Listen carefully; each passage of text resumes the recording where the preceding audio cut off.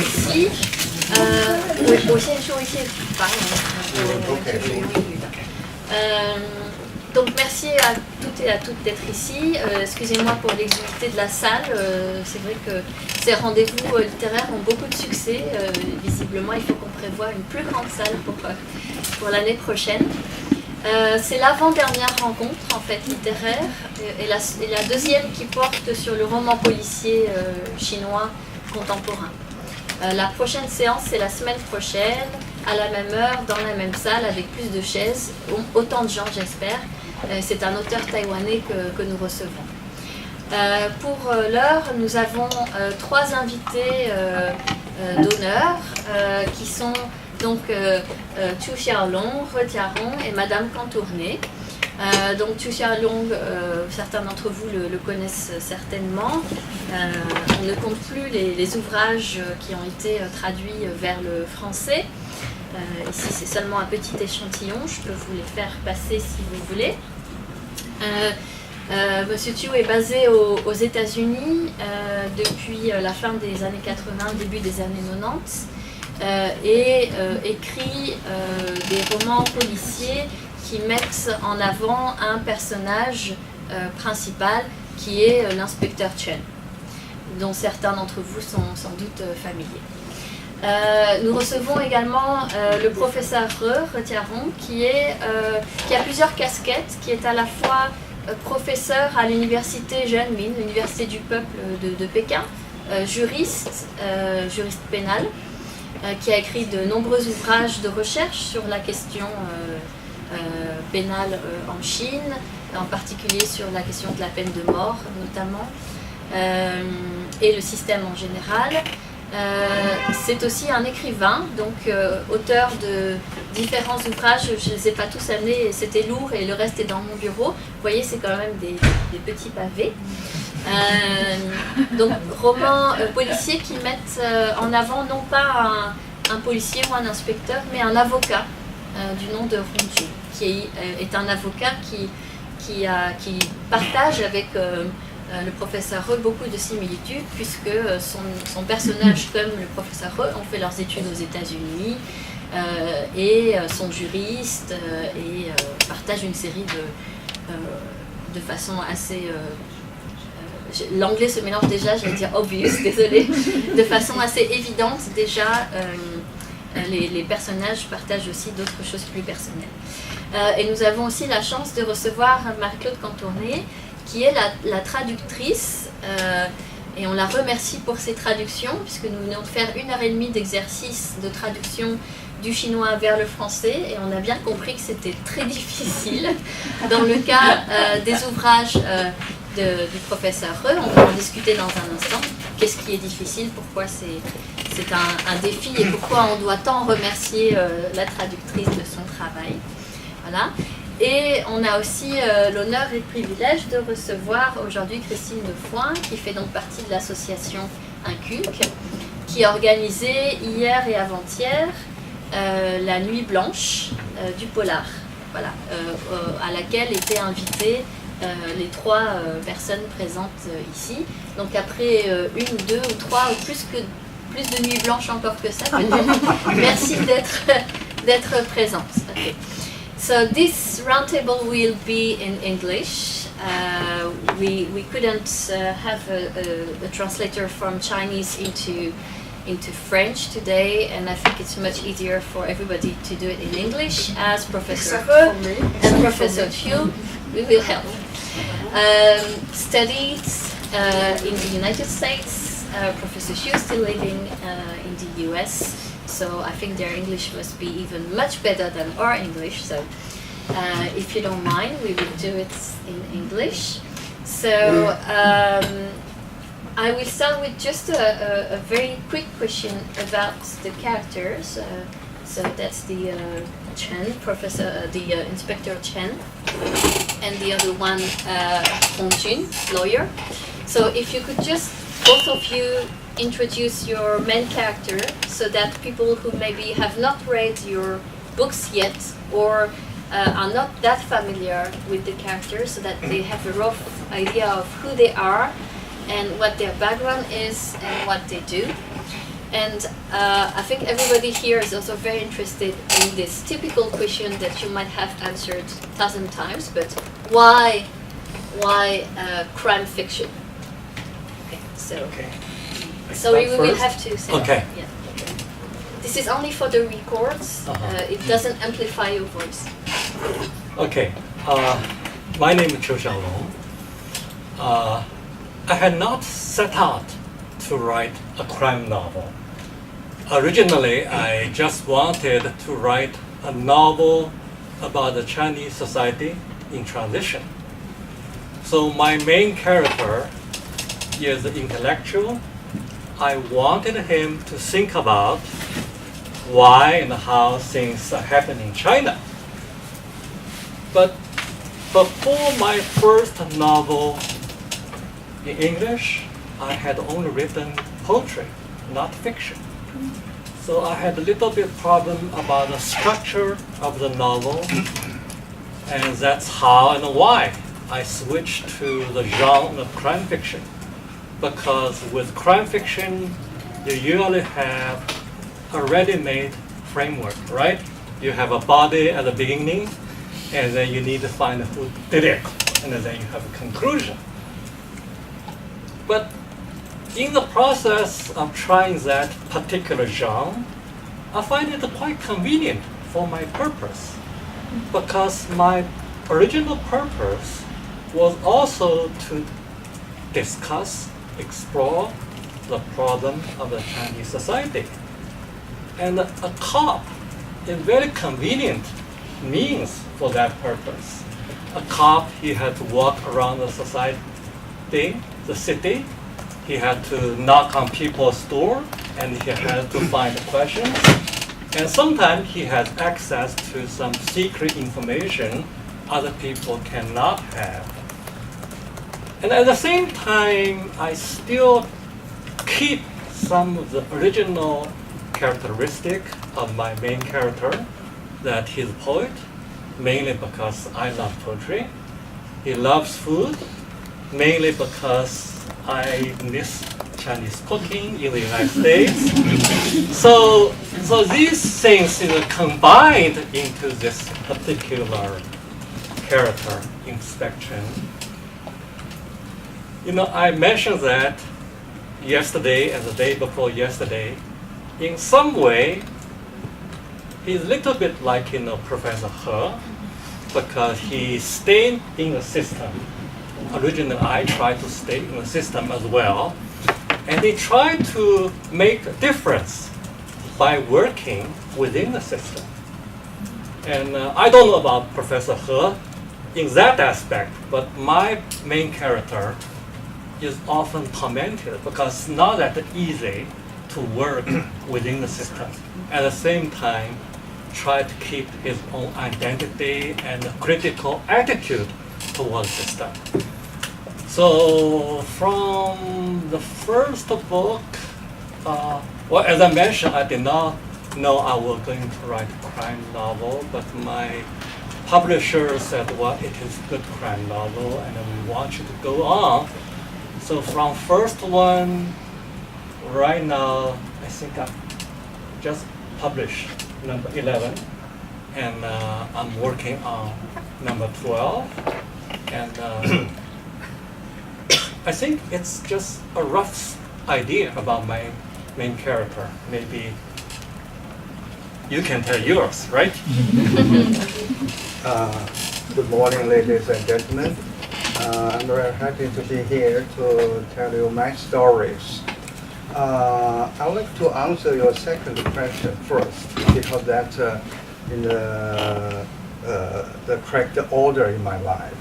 When I was young, I was born in Beijing, the capital of China, many years ago. During the Cultural Revolution, I was a teenager. I was sent to a farm in northeastern part of China, Heilongjiang province, very close to Siberia. I worked there for 8 years, basically as a tractor driver. So I do have the skills. So sometimes I tell my students that if I lost my job at university, I can support myself with other skills. So with difficulty working on life there, it was very cold, you know that? In 1960s, in the winter, the lowest temperature could be 40 degrees below 0 centigrade. Now it's warmer. So I had the frustrations in my life. Then I made the decision I would write a novel, you know, to use my pen to prove my intelligence. I started to write my first novel in 1975, but I have to say that in 1991 I published a poem in local newspaper. It was my first publication. I used 2 years, my spare time in the farm, to finish the novel. Then the Cultural Revolution was over. I was permitted to return to my hometown, Beijing. I was given a job as a plumber in a construction company, so I learned another skill. I met a beautiful young lady there, so she changed my life. She was a medical doctor working in the clinic attached to the construction company. As all the young people do that, we fall in love. But we had a problem that her parents didn't agree to meet me because they thought I couldn't match her. When I was a plumber, she was a medical doctor. They tried to separate us seriously, but failed, you know. When people are in love, not like nowadays in China, young people are more accurate to calculate, you know. But for our generation, you know, that we just follow the feelings. So my girlfriend tried to support me to fulfill my dream for literature. I was still writing novel and short story, but none of them were published. Finally, her parents gave a kind of a referendum that if I could pass a national examination for university, they would agree to meet me, because that's a proof of my talent. You know, during the Cultural Revolution, most of the universities were closed. So when it was over, many talented young people tried to get a chance to go into the university. So the examination was very competitive. I got the information, and for a whole night I didn't sleep. I had to make choice, you know, to pursue my dream for literature or take part in the examination. Finally, I decided to take part in the examination for my love, and I did. Fortunately, I passed the examination, so I was enrolled at the University of the People's University of China as a student. And also, in my way, I would say I got a visa from my girlfriend's family. So I met her parents, and I became a law student randomly. You know, at the time, I didn't know anything about the law. I thought, okay, it was a new thing. I studied law, gave up my dream for literature. And to tell you another important thing, 2 years later, my girlfriend became my wife. So that I studied law, you know, for bachelor degree and a master degree at People's University, and then I got the opportunity to go to the United States to study at Northwestern University in Chicago. I got a doctorate degree, SJD, just like a PhD in law. And after that, I came back to China because I thought for my special knowledge, I think I should go back to China to continue my teaching career. So it was in 1993, and then, you know, for 15 years of studying in the field of law, it was very boring. You know, that the dream for literature came back, and I wanted to write novel again. You know, my special field in law is criminal evidence and the criminal investigation, criminal justice.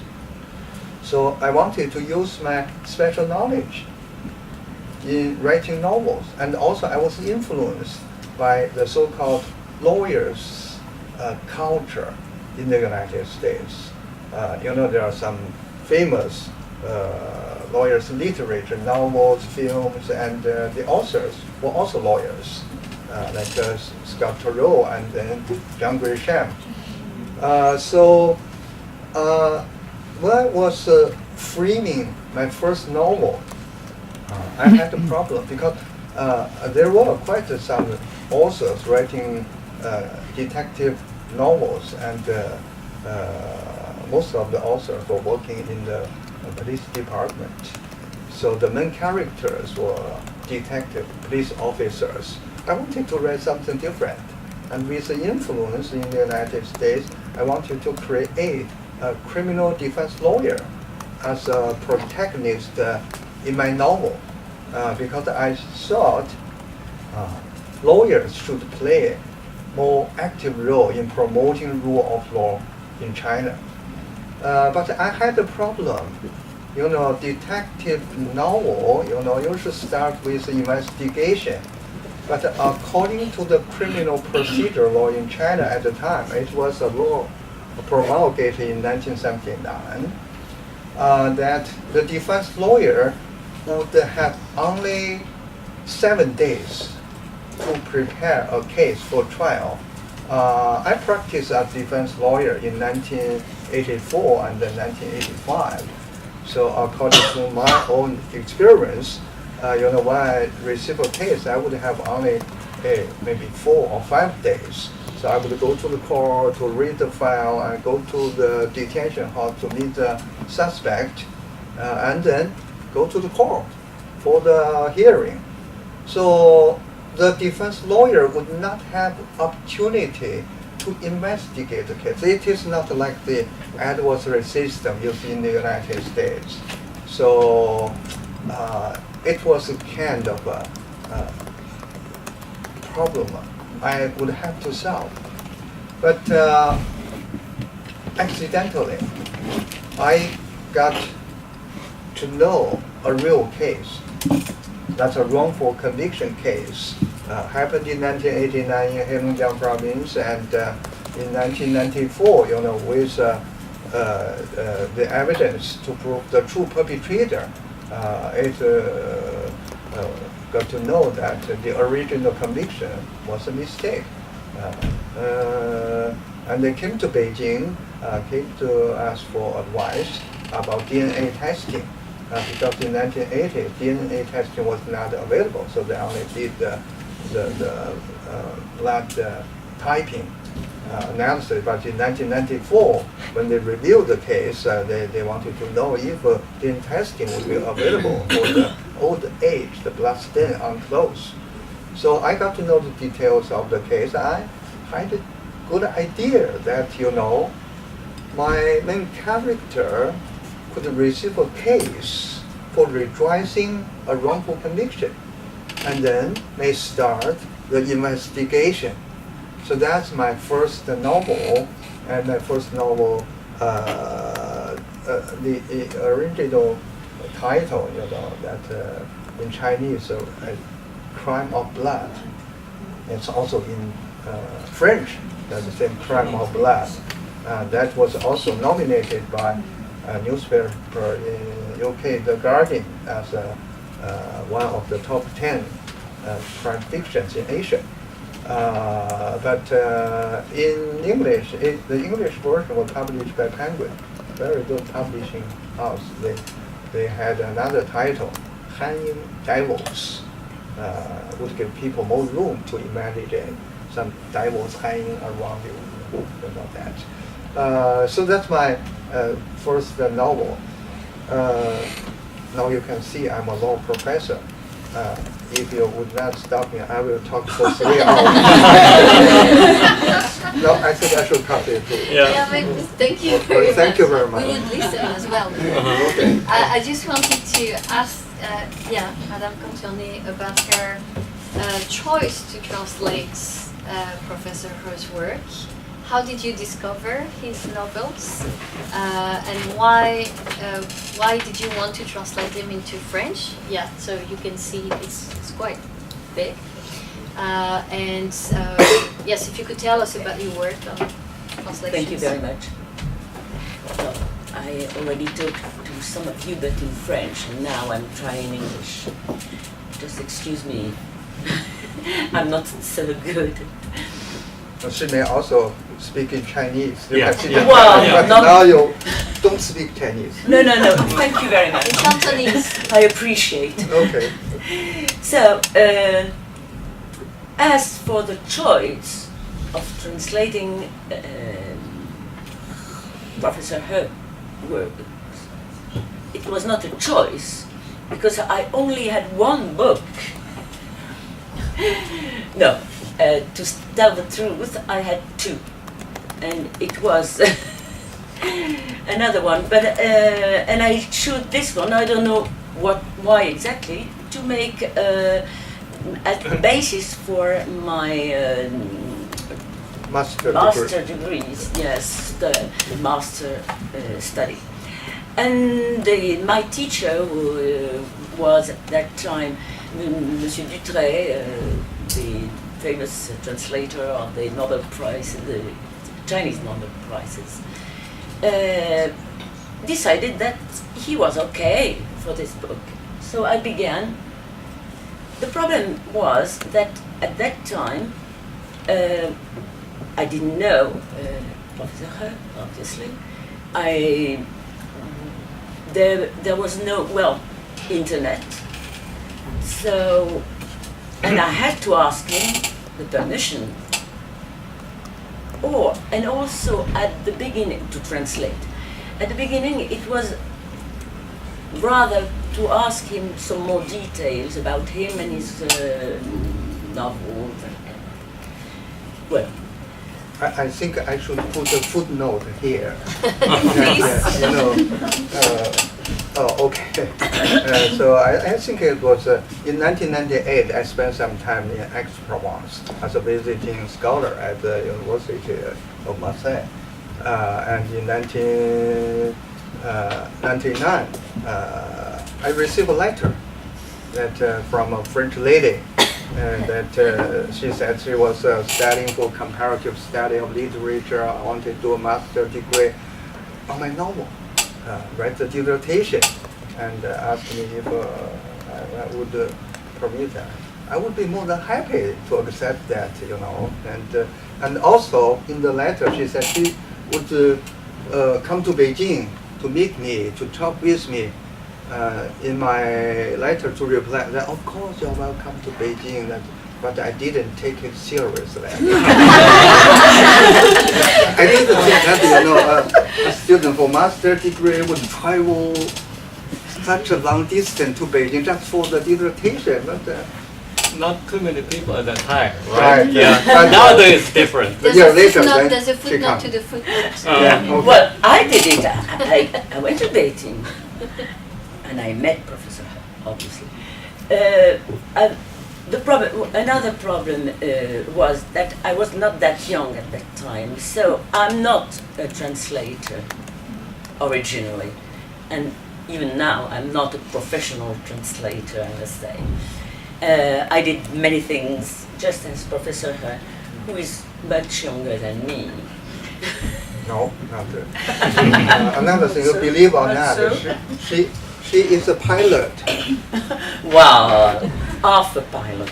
Well, Okay. another thing, but because I started to study Chinese when I was nearly 50 already, nearly 50, and so I dedicated lots of time, for that purpose. So I got a master in 3 years, and it was quite well. I was quite successful. Yes, Yeah. I must say. So well, I thought perhaps I'm able to translate. Let's try. And this was a challenge to myself. When it was decided that I would go on and translate the whole of this book and have it published, then I became anxious because I didn't think I was able to do it. Fortunately enough, I could have the help of some Chinese friend who speaks very good French too, and who is educated, and so I took advantage of this help to go on and to try. Another problem was that I decided to translate. I wasn't given the job by a publisher, so I had to find the publisher myself. And another, well, I was very fortunate So because she was also my agent. That's the best translation. for free. Very rare, yeah. Translator and agent. and yes, I was lucky enough to know Professor Dutré, who obviously had a publisher for his translations, his own translations. So he said 2 words to a publisher, his publisher, and they say, well, send us what you've done and we will see. So that was the beginning. Then I was very interested in Professor He's novels. First of all, because I studied law too, so of course, because of the Chinese language, in which I was very much interested at that time already. And also because I met Professor He. And he's, I can't say, I can't find the word to define him, but So he's a very nice and special man, and gifted and dear. Nearly. Thank you very much. Other question? I think so. Tu veux poser en français comme tu veux. Je pense que c'est mieux. So, Christine has prepared a few questions for both of you in French. Yes, because as you know, my English is very, very bad, so I think it's better for me to ask you my question in French, and Vanessa will translate.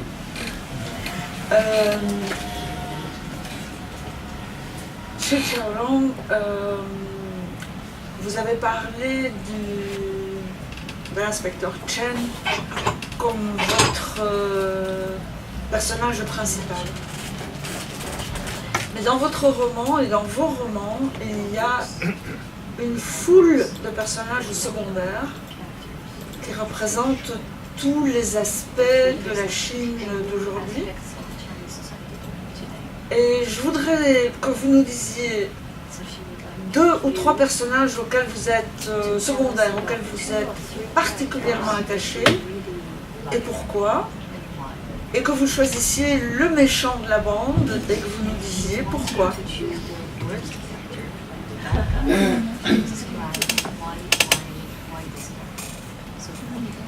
Choose to describe 2 or 3 characters that are not Chen, and that come back all the time in different levels, and then she wants you to describe the bad guy. I think the better start with good guys first. Okay. Yes, I have several favorite characters of mine. The first one that came to my mind is Inspection's partner, Detective Yu's wife. Her name is Pei Chen. She's really my favorite. In one of the I think in a couple reviews, I think I mentioned, in one sense, I don't like inspection that much. Not as much as some of the other characters, for a couple of reasons. One, in one sense, he is not that representative, okay? He's a little bit too bookish, just like me, and a little bit too idealistic. Nothing wrong with that, but still, you know, to be idealistic in today's China often means you can get into one trouble after another. Now, the first favorite character, Pei Ching, detective's wife. Again, in one sense, you know, for my generation, most people, young people, went to the countryside as educated youth. I don't know whether I was lucky or unlucky because I was sick at that time, so I was allowed to stay in the city. And before, you know, Chairman Mao changed his mind about the whole educated youth movement. But Pei Ching was based on a real friend, and her husband is also my friend. She went to the countryside. I would say basically waste 10 years in the countryside. Now, some people today in China say, no, it's still meaningful. At least I don't think Pei Ching thinks that way, because Professor He, in that sense, I think you're exceptional because you still succeed in getting into the college, right, after 10 years. Most young people at that time, because they did not have education after wasting 10 years, they did not have the opportunity to go back to the college. But then, what should she do? You know, some people like her complain a lot. But to me, Pei Ching in the books and the Pei Ching in the real life, is she's trying the best, doing the best of the situation, okay? She understands what she cannot do, like I cannot, you know, pursue a college education anymore. She reads books in her spare time, and at the same time, try to be a good wife, a good mother, and also a good helper to the inspector. In one sense, I really want to make her not like a female detective, but also a real help with woman's instinct, you know, in solving crimes. And of course, one important thing for her is she's also a wonderful cook. and it's a real story. It's a real story. I think maybe about 8-9 years ago, the French newspaper Le Monde sent two journalists to Shanghai. They want to write about, you know, how inspection lived in Shanghai and how she eats in Shanghai, things like that. So we did go to some restaurant, and then we had an idea. I had an idea. Okay, I said, how about instead of going to this fancy restaurant, I'll take you to Pei Ching's home, okay, and let her cook, and then you can the homemade Chinese meal, right? That'd be more interesting. So we did, and she did wonderful cooking, and I think it's the Chinese lobster. It's not real lobster, the crawfish, you know. And then she had some best wine, Mao Tai, and these two journalists got really drunk that night. And afterward, and they ate a lot, you know, all the homemade dish. And afterward, they said to me, now I understand why you love painting so much. It's a real story. Real story. Now I'm hungry. Thank you. I'm a little bit hungry myself. The bad character. Okay, the bad character. Actually, I would not say he's that bad, okay? Because in my first inspection novel, there's character is Commissioner Zhang, I think, Mr. Zhang. He apparently is the opposite of Inspector Zhang. Okay. Zhang, Z-H-A-N-G, Zhang. In the novel, he even finds a poem written by Inspector Zhang, saying the poem talks about the deserted square. That's a symbol. That could be allusion, to the Tiananmen Square, right? And he even made the reports about inspection, because inspection at the time is rising. Is like some, party boss also like him, because with the Chinese reform, he's intellectual. He got a university degree. Now, by the way, I just want to mention something like footnote. In the 80s, young Chinese people did not get a job by applying to them themselves. It's the government assigned the job. Whether you like it or not, you do this job. If you don't do it, then you'll be jobless, okay? So the government, for some reason, inspected the police bureau job to Chen. He wanted to be a poet, right? But he had no choice if he cannot do the job. And that's also based on a real friend of mine. He had English major, and he wanted to do literature.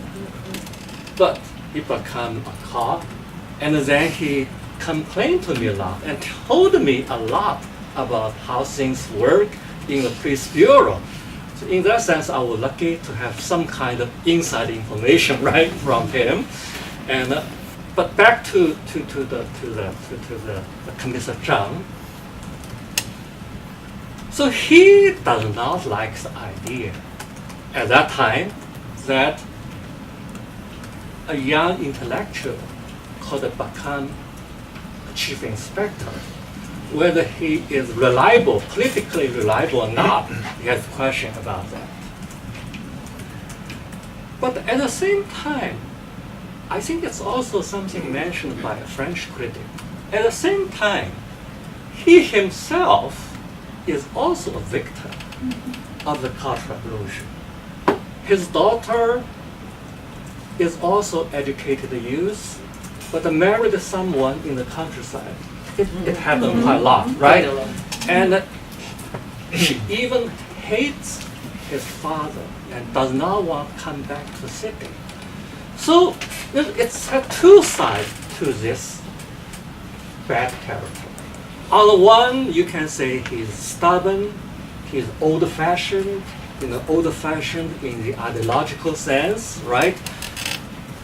Someone young, intellectual, like inspection, appear to him is politically unreliable.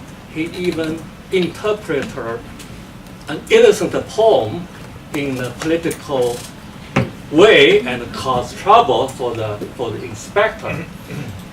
But at the same time, I think he's also complicated. He is really loyal to the party. It's not like hypocritical, like some of the party officials in today's China. He's really loyal. He wants to do a good job. It's just like ideologically and politically, he comes into conflict with this inspector. So, actually in the book, inspection himself kind of also sympathetic and towards this Zhang. And I think that's probably another reason I have this protagonist, both as a cop and as a poet, because he wants to look at the people not only just from a cop's perspective, right? Oh, he's suspect, he's done something wrong, but he also wants to look at the people from a poet's perspective. Like, when he looks at Jiahong, he sort of understands because he is old. At that time, it's called revolutionary of the older generation, right? That's a term, 老一辈革命家. So yeah, he is also sympathetic. He can understand. So they still got along, even though he knew that he made a report against him in a secret. But of course, there are some other bad characters. I don't think I have enough time to. Maybe I just want to mention one quickly. In my Shanghai Redemption, the book just before the, I think number 10 or number 9, the bad character is based on Bo Shilai. I think you know about him, right? And Bo Shilai happened to be my schoolmates in Beijing. So I wrote a piece about that experience for the New York Times because they wanted me to write about that piece. I said, no, I don't know. I did not know him that closely. The only thing, remember, we played ping pong together, and he borrowed my ping pong bats, but did not return it. The only thing I can think of, right? But other than that, it's nothing personal. It's just like it. If you want to really see that, I quote a classical Chinese poem, 普天之下皆非黄土. It just means, from the emperor's point of view or from the prince's point of view, all the land is my land. All the people are my subjects. Okay? So maybe that's why, my ping pong bat is just his ping pong bat, right? It's a joke in the article. But of course, I mentioned something like if you haven't read that book, you maybe find interesting to read about the bad guy in Shanghai Redemption. And I think I speak too much already. Very much. Another question? Juste une question en relation avec ce que HE Xiaolong vient de dire. Dans son dernier roman, qui est traduit en français sous le titre Chine retient ton souffle, et qui donc J'ai pas entendu parler. Chine retient ton souffle, à la page 114, alors je vais lire la phrase en français. Chen se répéta qu'il devait enquêter comme un flic et non comme un poète.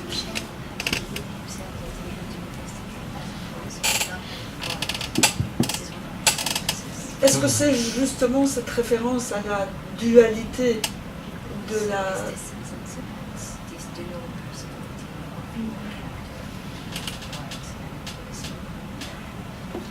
qu'il a écrit cette phrase et que justement c'est cette dualité qui va complètement desservir Chen, et surtout dans ce roman puisqu'il est dans une situation très difficile.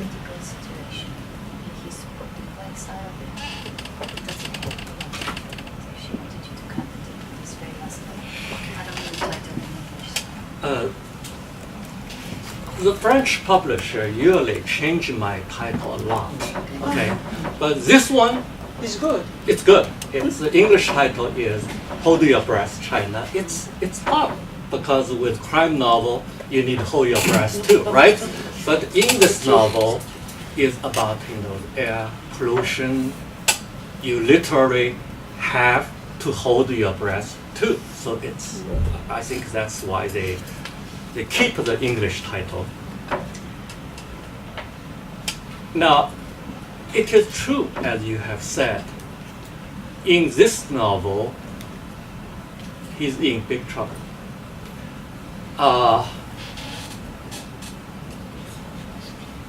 In my first novel, that's the red herring of the whole theory.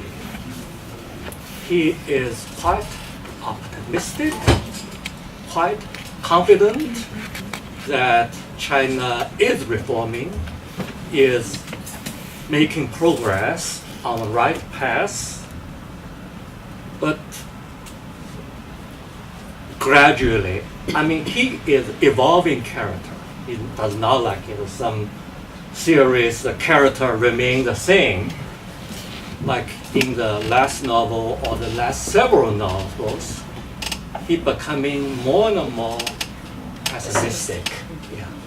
And he himself, the situation is also becoming worse.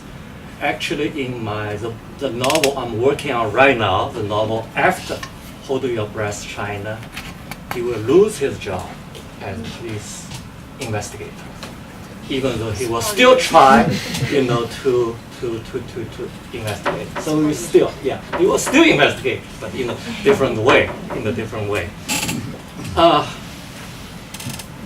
And in this kind of critical situation,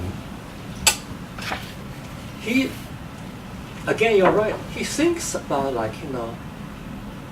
whether I should have different career, right? Maybe, I can do a better job as a poet.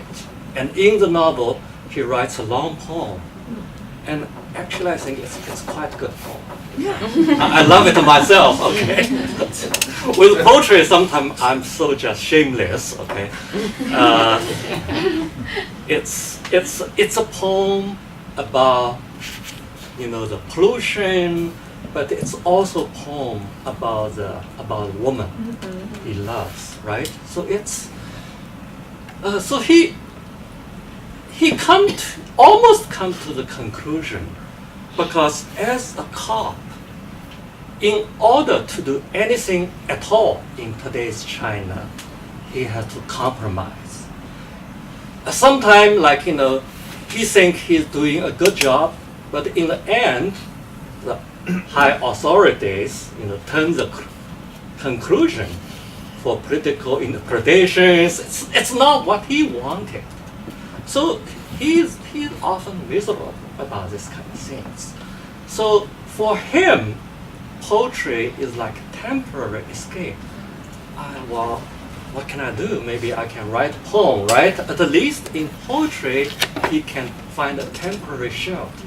And of course, in the last book, he also believes, not only as a cop, he should awaken people to the serious crisis of the environment. But he should also do that as a poet by writing poems, making more people aware how serious the situation is. So and of course it's symbolic, because in the poem he also wants to touch another question. In a sense, this is a question in almost all my inspection books. Why and how things like that could have happened in China? Because inspection and intellectual, he does not simply do investigation like Sherlock Holmes, or somebody is born evil, right? Somebody just did that. He wants to understand why, how people would have, let pollution happen like this. Because it's not just one person does that. It's all over the country, small company, big companies. Yes, the government has environmental laws, right? But a lot of people, I would say, simply don't follow that. For them, the government GDP policy is more important for their own gains, for their own profit, or maybe for their own career. But it's not just some technical issues like people do not follow. So he wants to understand. So I think that in the poem he also mentioned something like, it's not just pollution of the water, pollution of air, it's also portion of Soul, mind. the soul, right? It's general ideological bankruptcy, okay? Because that people, they don't care as long as I have own profit, as long as I have own gain, I will do that. In that, it's almost like Nietzsche's God is dead. But the next one is everything is possible. Since God is dead, I can do this, I can do that. So this kind of thinking, of course, he cannot say to his police colleagues in the bureau. He can only do that in home. Thanks.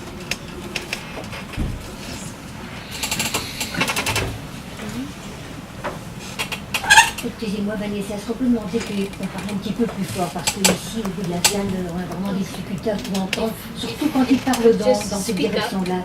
Because they can't Louder. hear. Professeur Ray, vous avez en fait un héros.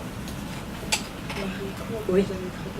Ronquin. Non, vous avez très bien. Ah, pardon. Vous avez un héros, alors moi je l'appelle Hong, parce que ma prononciation du chinois est pire que ma prononciation de l'anglais.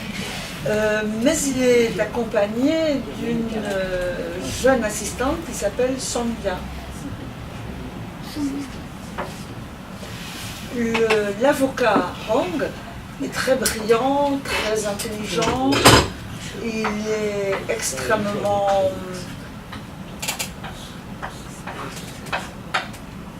Voilà, Songya. Songya. Il est extrêmement doué. Je pense qu'il doit être très beau. J'ai l'impression qu'il doit être très beau. Et Songya, de son côté, elle est très intuitive, elle est très sensible et elle perçoit les choses peut-être plus directement que Hong. Alors je voudrais savoir si vous avez pensé à un couple de littérature comme Sherlock Holmes et Watson par exemple.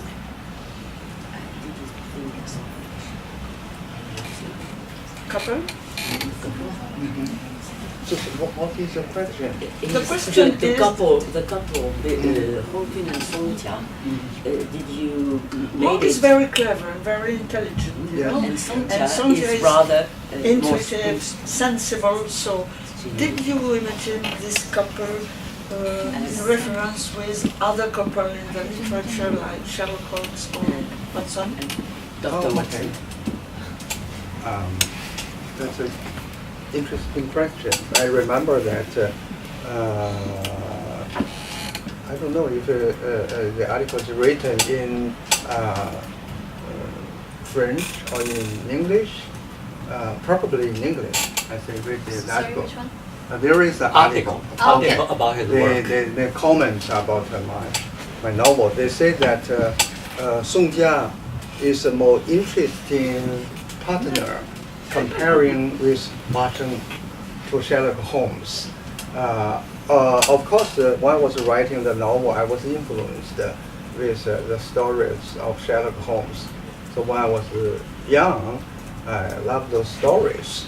But probably, I think that's the same pattern that you have your main character and then you have a kind of pattern. Yeah, that would be easier for me to write a story. But the problem is that in my first novel, the protagonist Hong Jun had his first lover as a classmate in university. I have to admit that a lot of things I'm familiar into the novel. So Hong Jun studied at the People's University of China and also went to the United States to study at Northwestern University School of Law, then back to China. So quite many Chinese readers would say that Hong Jun must be you yourself. But my answer is no. No. Hong Jun is younger, taller and handsome. So he is a kind of a noble person. But the problem in the story is that Hong Jun had a kind of true love with his first lover, but with some kind of misunderstanding, and they separated for 8 or 9 years, but somehow they met together. And also Song Jia, the secretary or assistant, working together with lawyer Hong, she fell in love, with lawyer Hong, but she also knew that lawyer Hong had another lover that for a long time, so she would struggle herself how she would do. So in those 4 novels, the relationship between these 3 persons, Hong Jun and the 2 young women, that changing and changing, but no ending yet. So some readers in China would ask me what happened to him. Suspense. Yes, what is the final answer to the relationship among the 3? And some readers told me they would like to see that Hong Jun would finally, get married with her first lover. That's a true love, for 10 years. But also some other readers will say. I put this question to know.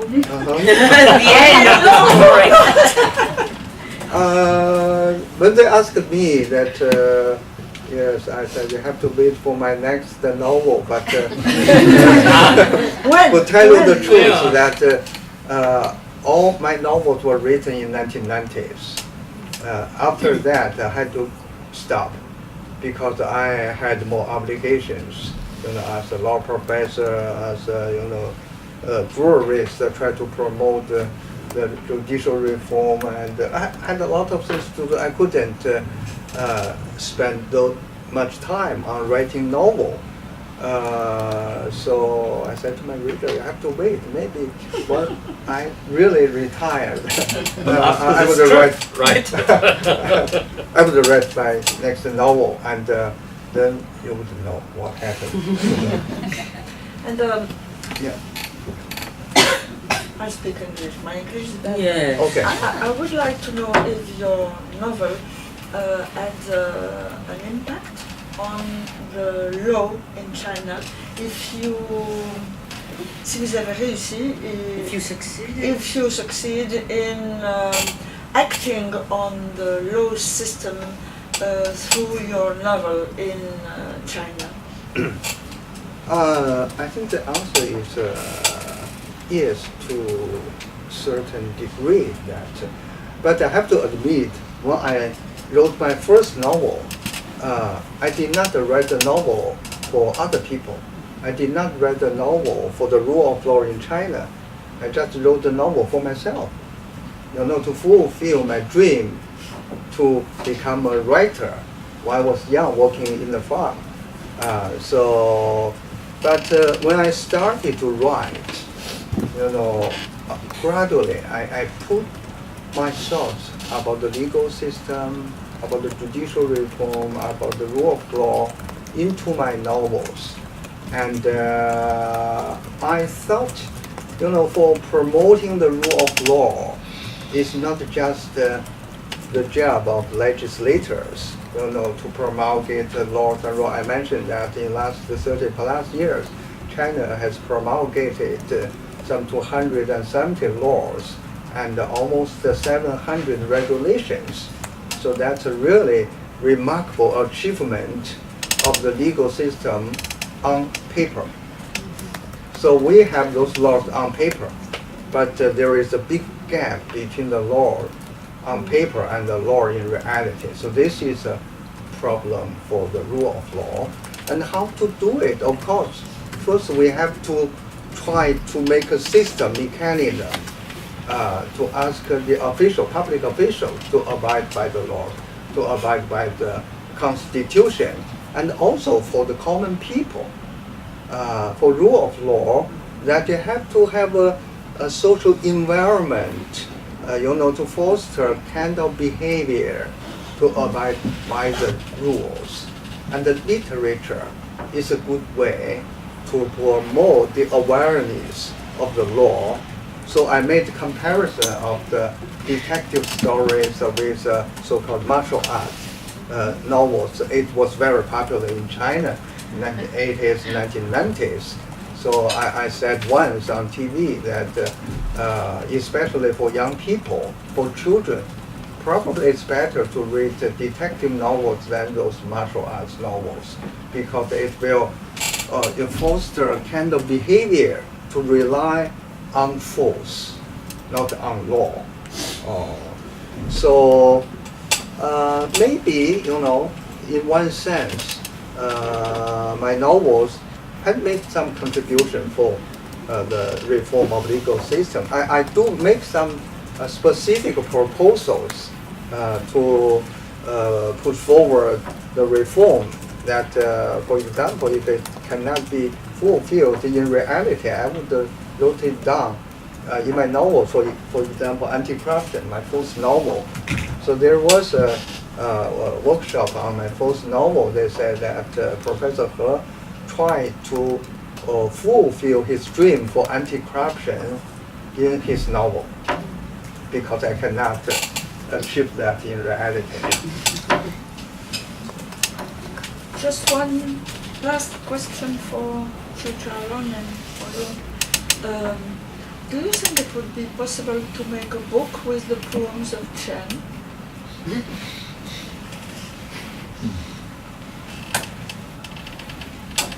Yes.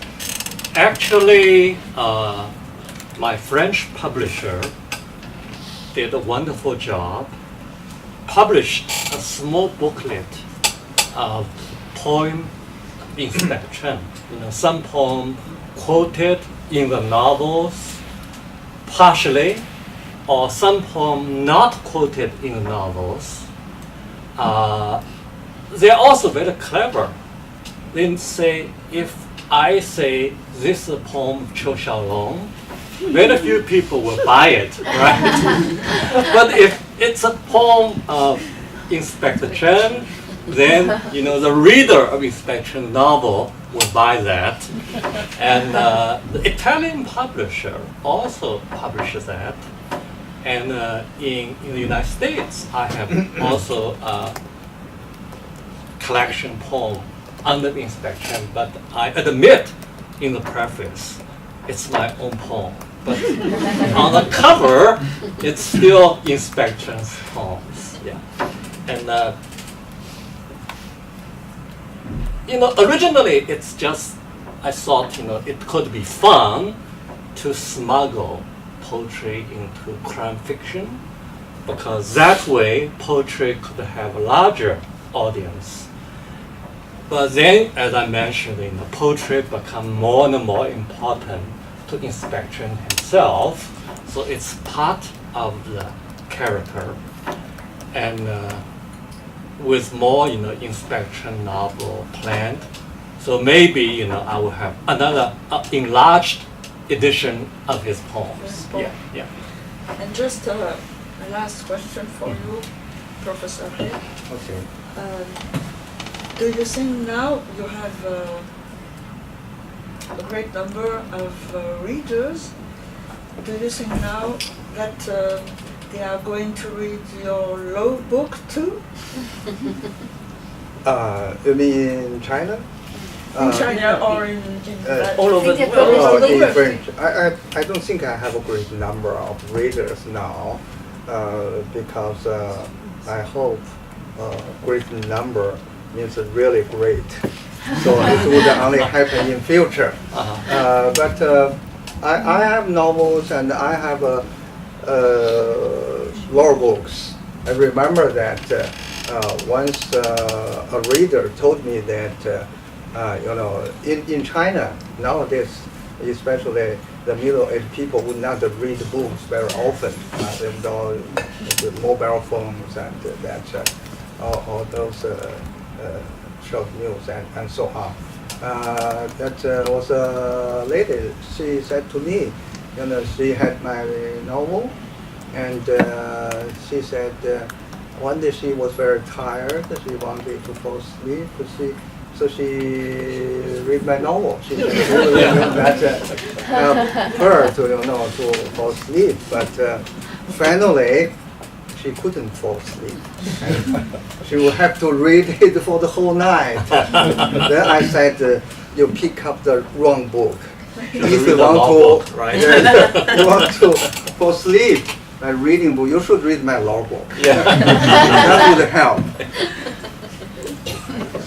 En fait, j'ai posé cette question parce que hier, le professeur He a dit qu'au départ, il avait publié un grand nombre d'ouvrages de loi et il n'y avait pas de lecteurs. Et tout à coup, ces romans, il y avait des millions de lecteurs. Alors il était complètement un peu frustré que ces romans soient aussi successful et que ces pauvres livres de loi soient... Yeah, and also for French readers, I do have a law book in French. It's about wrongful convictions and the criminal justice in China. It was also translated by Maria, and it was quite a challenge with some, some true cases and very academic, boring sentences. But yes, if you don't want to read book to sleep, read that book. Yeah. But the title, yeah, the title is quite interesting. Back from the dead. I don't know what's that in French. Résurrection. Okay. Resurrect. You can imagine Resurrect. what Yeah, happens. yeah. Back from the dead. So yes, back from the meaning is Yeah, that's the same. Yeah. the same. Maintenant, j'aimerais avoir un peu de temps pour les questions. So maybe we have some questions from the floor, and then for those who have the books and want to have signature. But maybe first, do we have any questions from the floor for any of the writers here or whatever? Because I have many questions. Okay. You have the priority. So, Vanessa, avant que je pose des questions, j'ai déjà fait cette promesse dans cette salle il y a un mois. Et je répète ma promesse, je vais lire Le Rêve dans le pavillon rouge parce que Peijin lit beaucoup ce roman. So she wants to read the Dream in the Red Chamber because Peijin, she always... Oh yeah. That's a classic. Classic. I think we have the book here, Hong Long Meng. Yeah. Hong Long Meng. Yeah. Il faudra quelques années, j'allais dire. Okay, so I had one question about poetry. Both of you started with poems, and both of you use poems in your writing. And this is something really difficult for your translators, for Professor He translator, obviously. But how about you, Qiu Xiaolong? Do you write your poems in Chinese and then translate them into English because your novels are written into English? Or do you directly write them into English? So that's a challenge, I guess. It's a challenge for any translator. And then I would like to know if both of you are still writing poems for yourself or for your friends or family or people who are dear to you. Okay. Yes, I write my novels directly in English, but for the poems in the novels or the poem not in the novels, often I do different ways. I may write one version in Chinese, another version in English, and then compare two versions, and then combine two versions. I don't know, maybe the mind has different mechanism with different linguistic sensibilities, right? Some image jump out very easily in one language, but never come out in another. But for poetry, image is so important. So sometimes, oh yeah, I have this image, then I just, put the Chinese image into English or vice versa. The disadvantage, of course, it takes long. But because with my novels, I cannot afford to go back and forth. But with my own poem, it's okay. I can take liberties, right? I don't have to translate so literally. I just have the basic idea, image in mind, and then work on 2 different versions. For my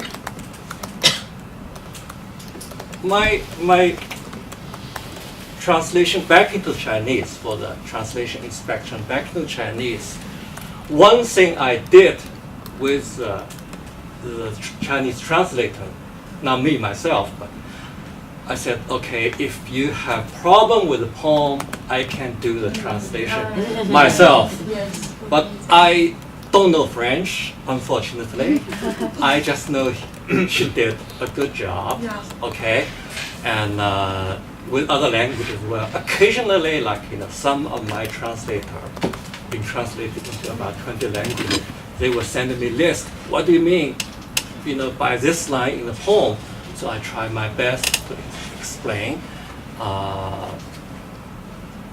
Recently, I will have, I think just next month, I will have a poetry collection finally, in Chinese, and published in China, and it's in which I also traced the influence I have received, from translation, bilingual writing, this kind of things. And I still do some translating nowadays, and also poetry writing, yes, in Chinese. From English into Chinese or from Chinese into Both. Like recently, Professor He just mentioned the martial arts novel. I believe you have heard of the name of Jin Yong. And he was a personal friend of mine. I just wrote an article about him in Nanfang Zhoumo. And in this, I slightly disagree with you. Because in one sense, I think martial arts novel it projects another world. In the world, people don't have the legal system to back them up. So they pin their hope on these wuxia martial art masters. So in this sense, this also reflects, the legal system or judicial system in China is still not that functional. And that's why people pray in a different world, in the martial art world, justice can be achieved. Of course, I agree with you. That's not true, but still it's in the, what you call that, in the collective unconscious, right? That's why, martial art novel so popular in China. It's just because we don't have the legal justice in China. Yes, I like the point. I think our generation, when we were young, quite many intelligent people love poems and try to write some poems. But for me, nowadays, I may sometimes still write poems because I can use poems to express my feelings, something just in my heart. It's not necessary to tell very clearly to other people or to write very clearly, not like in novel, in law books, but just occasionally they're still quite good. For example, maybe that's also the part of my love story. Earlier this year, my wife and I celebrated our 37th anniversary, and I used a very special way, to celebrate our 37th anniversary of wedding, I held a solo concert. It was very special for law professors in China. I'm not a good singer, but I did it, and I sang 10 Chinese folk songs, Mongolian folk songs, and Tibetan folk songs. And also for the 35th anniversary, I wrote a poem. Yesterday, Maria and I were discussing about the translation of that poem. Probably she. I can do English if you trust me. She had. No, but first of all, he has to explain to you what he meant in this poem, because even you wouldn't understand. That's another story. But I think that people can imagine, can think. But it was very difficult to translate it into another language. Maybe you would like to explain that?